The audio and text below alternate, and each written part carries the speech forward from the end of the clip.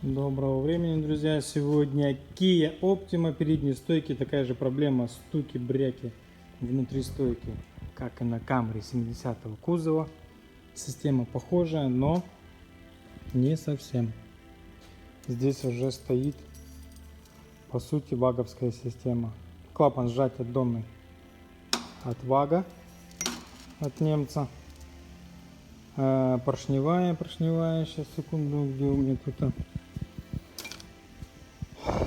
поршневая, ну, можно сказать, от вага, но таких поршней я не встречал на ваге. Короче, сборная солянка, от кого, от чего, непонятно. Тоже видим, из-за чего стуки идут. Из-за того, что технологические отверстия прохождения масла огромные. И, как обычно, донный клапан имеет пружинку. Потом более распакую и покажу вам, как выглядит донный клапан. Это я уже сделал субаровскую систему, перевожу, как обычно, все субаровскую, каябовскую систему буду укомплектовывать внутри. Проверенная система, бряка точно не будет. Это амортизаторы с Kia Optima моего товарища, у него свой таксопарк, поэтому это не единственная Kia Optima, которая будет переделана стойки.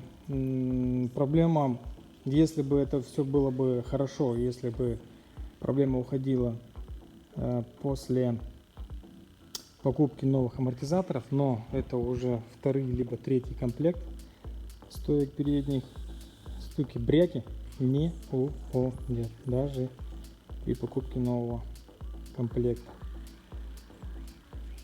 Как обычно, Евген приходит на помощь, укомплектовывает субаровскими комплектующими. Это сейчас уже направляет туда работу. Внутренний цилиндр отрезал по высоте, как было, как должно быть. Токарь выточил мне необходимый стакан. Вот до такого состояния дополировываю. То есть исходный материал вот такой. По факту до стекла полирую. Почему? Потому что будет стоять кольцо, которое не должно пропускать газ по стенке.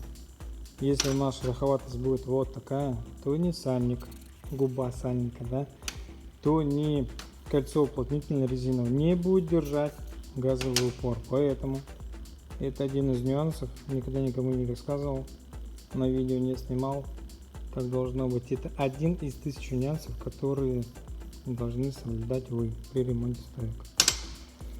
Вот, переходную шайбу, прижимную, вернее, шайбу сейчас я доработаю.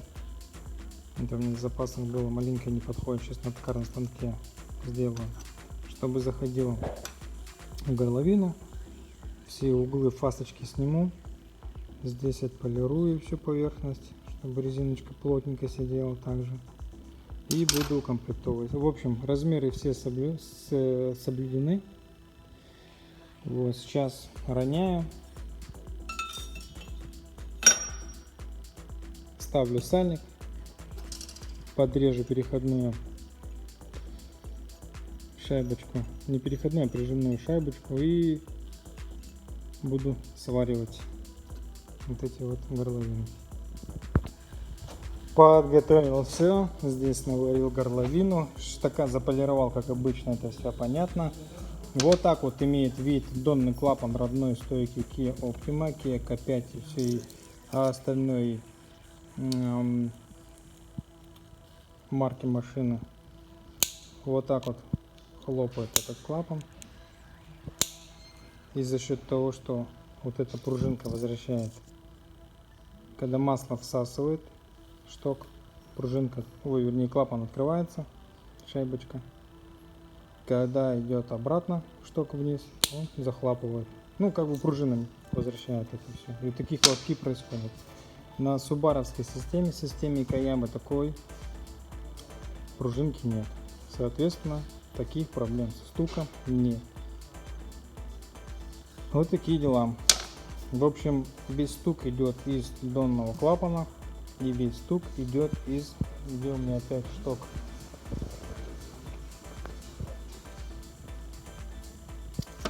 из-за технологических отверстий, которые имеют большое проходное отверстие вот в этом поршне. Здесь таких нет. Сейчас попробую найти. Вот на примере этих двух поршней. То есть поршень на родной системе имеет вот такие вот проходные отверстия. 4 штуки. Поршень Каябовская система, в данном случае Subaru, имеет такие вот 6 маленьких.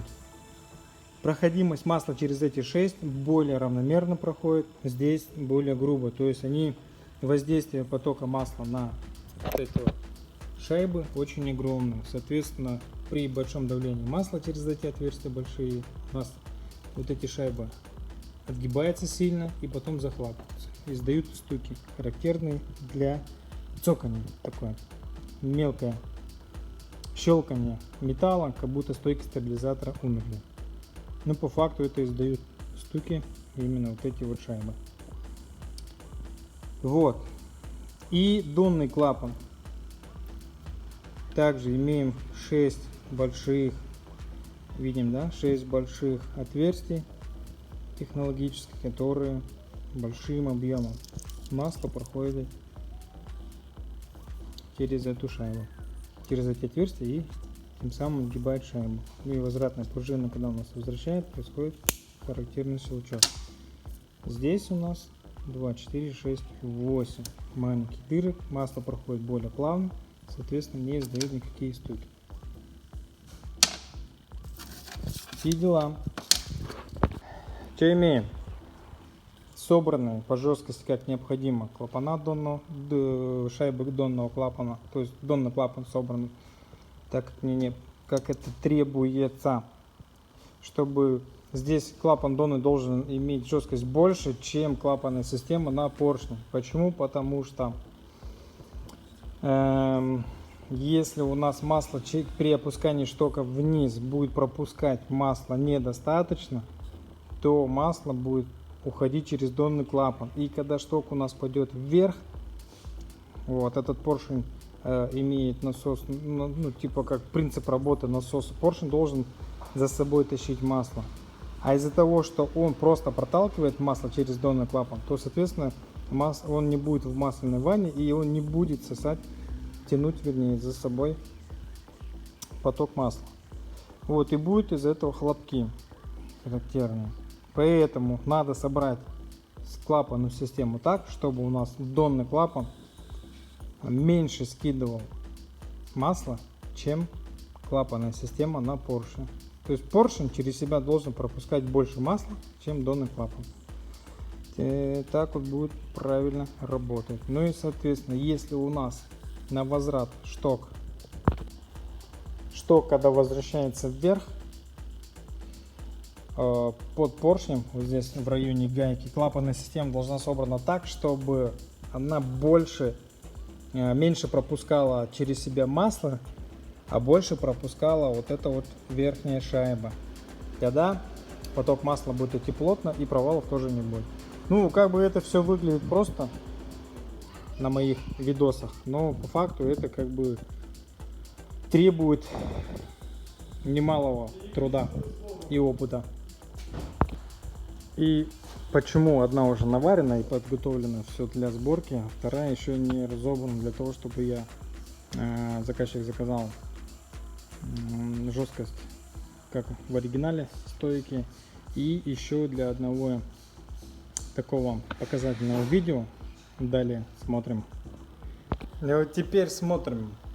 Шток родной, стойка родная, завальцована, не вскрывалась. Хоба, уперлась.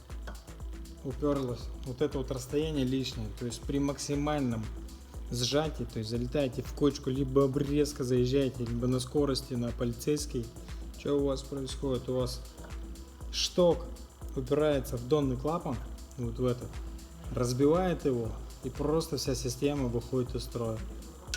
Смотрим, что сделал.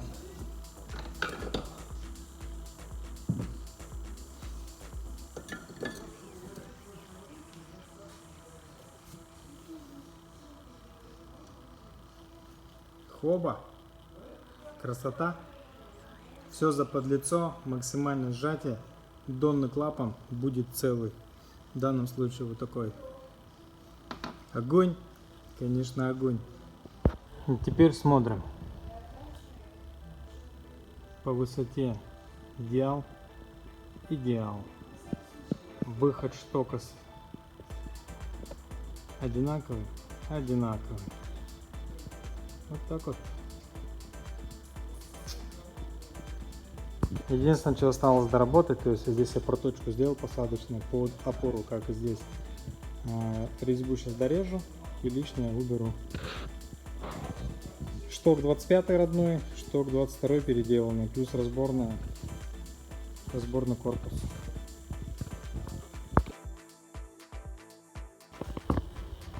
Заказал пыльники-отбойники под 22 шток, потому что родные 25 они прям держаться не будут.